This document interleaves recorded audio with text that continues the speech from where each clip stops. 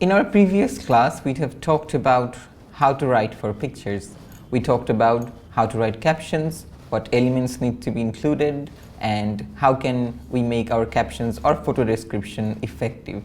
In this class, we are going to talk about news making with a specific focus on writing for scripts or writing scripts for videos or for other forms of visuals, can be included infographics, or maybe just simply a slideshow or an animation of pictures.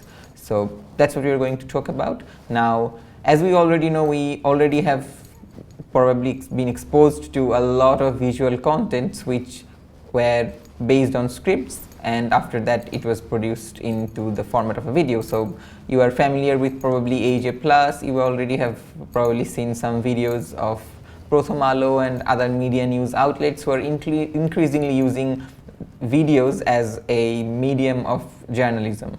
And it's going to increase day by day because we have social media, we have other platforms, and with the limited amount of attention span, people more tend to watch videos, small videos, and tend to just impart the information as quickly as they can.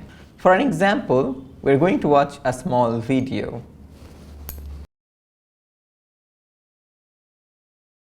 So as you can see, the video starts with a panoramic view of the area where Tasmia comes from. So this is a video by Prothom Alo where a girl named Tasmia, who hails from a very remote area of Bangladesh and who also works as a horse racer or as a horse rider, the story is about her. In the very beginning, you have a suspense music coming from the background, and then immediately you hear a horse. So the sound of a horse immediately relates the audience with the idea of the video, what it's all about. It's about a horse rider, Tasmia.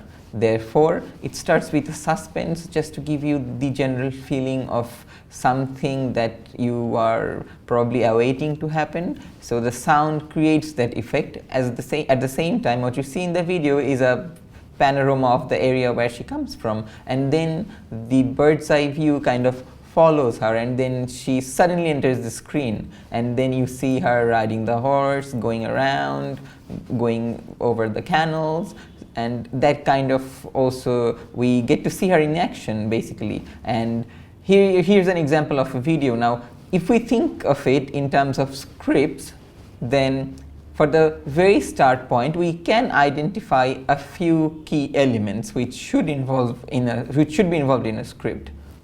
So as we can see from this video, the first 5 seconds of any video is the time when you would hook the audience. So whoever is watching the video, you have the first 5 minutes to hook their attention. Now, how does this video do that? This video definitely provides a general visual of an area, a panoramic view, a bird's eye view of the area, and then you also have this suspenseful music which intrigues you, because it's also a psychological game in a way, because whenever you hear the sound of a suspense, it intrigues you. Maybe there's a danger that's awaiting, or maybe there's something which is coming to surprise you. So that suspense immediately gets you, and then when you also listen to the sound of a horse, and when the main character about who the video is being made, when she enters the screen, then you already have a subject, and then you know that, okay, so maybe this is the person we're going to follow. And how is that reinforced? By the action of the camera. The camera follows her, the camera shows her in action, so you already get the idea that she's the subject, and as an audience, as you look at the camera as it is in the video, you are going to be following her as the camera follows her all along her journey. Now, hooking the audience doesn't really have any exact formula. It can be done in many forms. Now, this video mostly relies on audio visual, so we only have music and then we have a general visual. But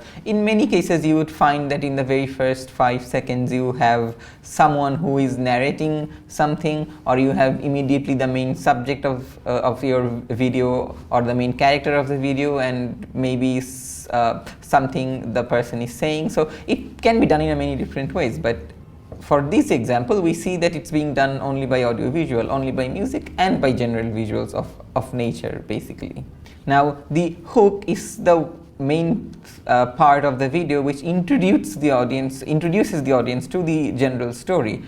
Therefore, it should be followed by two questions, which as a scriptwriter you are going to ask yourself, which is, who is this main character, in this case Tasmia, who enters the screen? Immediately a question is generated among the audience, oh, who is this girl? So yeah, of course, maybe from the subtitle of the video you already know that it's about Tasmia, then you start to relate with her, oh, so this is Tasmia, and then you start to realize, then how did Tasmia arrive in this situation? So whatever that's happening, if she's moving around on a horse, how did she do that? How did she arrive in this situation? So that's something the video is going to talk about later, because you have Tasmia entering the screen, riding a horse, and then generally it's going to go back to her history as a horse rider. And that's what the video is about, as it is in the description, but also as it is in the video. So as a scriptwriter, if you think of it in terms of script writing, you have to identify these elements. So you have a main character, and then the audience wants to know, how did the character arrive in this situation? And your video or your script should answer that question. By answering it means you should provide information, or you should provide the story in a certain format which addresses these concerns, which is going to be generated among the audience as they watch your video. So script basics basically involved identifying the story. In this case, the story has already been identified, that it's going to be about a girl, and then you also need to think about how you are going to present the story.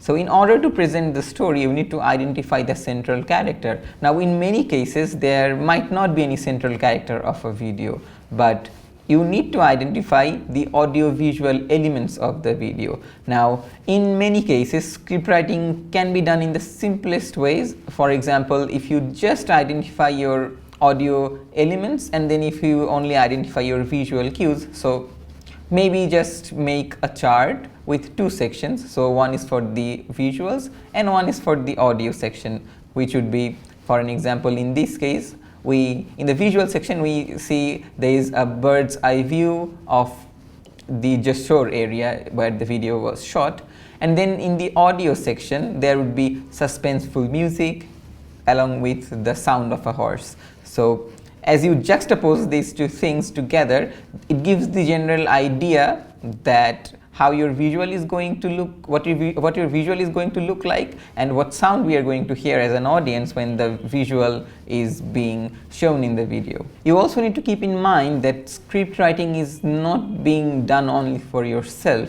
So if you are working solo, or if you are working as a team, your team needs to know from your script what they're supposed to do. So script writing is often for the team. Therefore, you should design your script in such a way that when your team encounters or reads your script, they immediately get a very clear idea of what the video should look like, what sound should go with what visuals. That should be already mentioned in the script.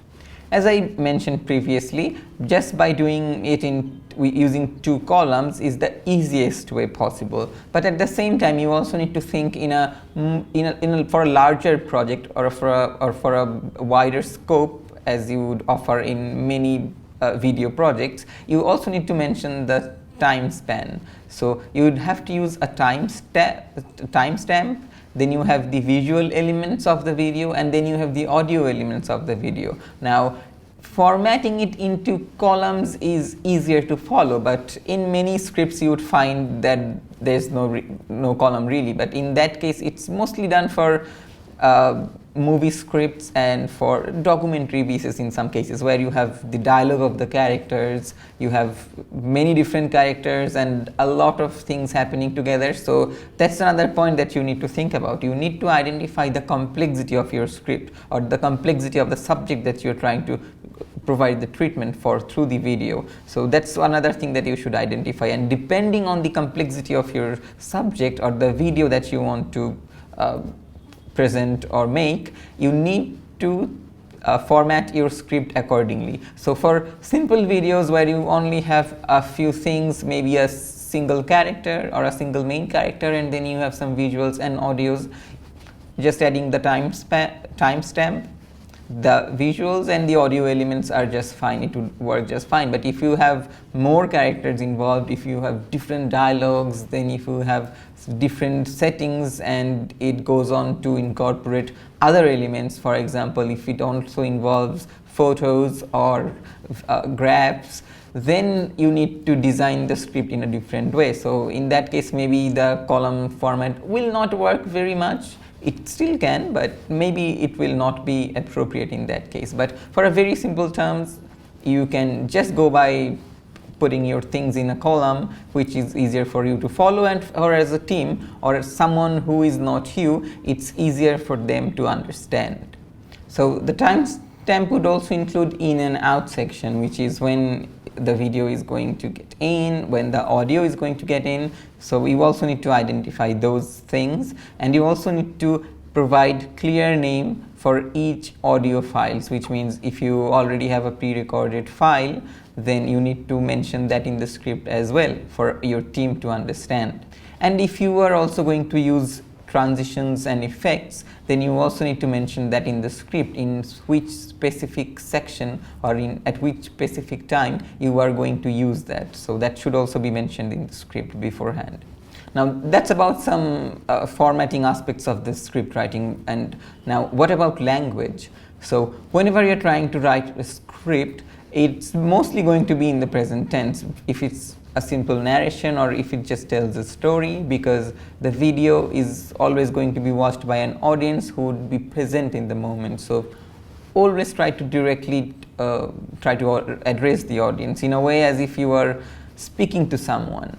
The way you would do that, if your video allows that treatment, then try to incorporate that and use present tense, because for the team as well, as they would be going for the production and as they would create the set for the video, or when they would go for a shooting, they need to know that these things should happen. So a present tense always helps, because they know that these things should be done in this way, and that kind of directs them to mobilize what they're trying to do. So always try to do that, and don't use words which are quite ambiguous. So always think of it as a frame, and whichever elements, whatever you can show in the video, only mention that. So for example, you say, oh, someone is looking sad. Now if you put that in your script, sadness can be in many different ways, and many different people would express sadness in different ways. So when you say someone is just looking sad, are they teary-eyed? Are they just making a grim face? Or what are the expressions that are present on their face? That is important. You just don't go on writing about, oh, they're sad or they're happy. You need to identify and write what expressions are on their face, and that will lead you or lead the audience to know the general feeling that they are probably going through at that moment. So as a direction for your director, or if you are directing the video yourself, doesn't really matter, but it should be in the script, and it should be mentioned what you are trying to show in your video. So each elements need to be identified. If you have several characters or main characters, what expressions they are wearing at a particular moment needs to be mentioned in the script quite clearly. And if you're going to use a voiceover, or if you're going to use a dialogue, then that's something that you should also think about. For a voiceover, it can be just a simple narration, so it would probably be following the descriptive writing style. And for dialogues, it would probably have more colloquial terms, and you need to design your script accordingly, and do try to provide a separate section for dialogues, as in always try to identify the dialogue section. So in terms of columns, the dialogue section might be a bit difficult to put, but for a general script, where you don't have really any columns, where you have only some key points mentioned. So you have the time stamp and followed by a general direction for the team or for the videographer or for the director, and then you have the characters, and almost like writing a play. So if you have ever seen the script of a play, then it's similarly it follows the same structure almost. And in order to get a better idea, you should always try to look for scripts. For a sample script, maybe from someone who has already directed a similar story, or maybe you can just go online and try to do a bit of research and look at a couple of formats, and then try to work it out for yourself, which format suits your project and which format would be the best, would be the most appropriate for you and for your team to understand and to work together. Now, as we have already identified the key elements of a script, for a general exercise we are going to do two different tasks. So we have the video of that I will just show you in the beginning of the class, the videos which was made by Prothom Alo about Tasmia.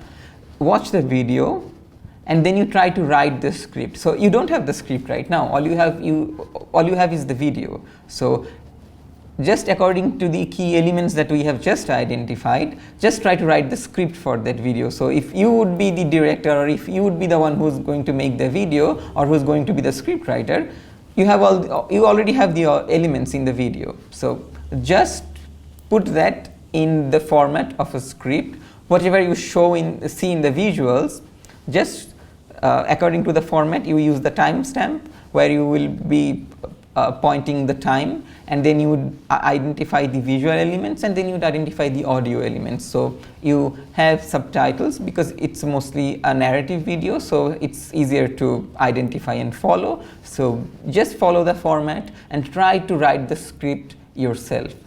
Once you have done that, if you are satisfied with the format or with the outcome, just give it to a friend or someone who is close to you or who you know, and then ask for their feedback. Ask if they can visualize what you have just written, and if they think that the directions that you've put as a directorial note, if it works out for them, if you provide the script to them and if you ask them to make the video, would they be able to do that, and how easier would it be for them? So just ask that for a feedback and for self-assessment.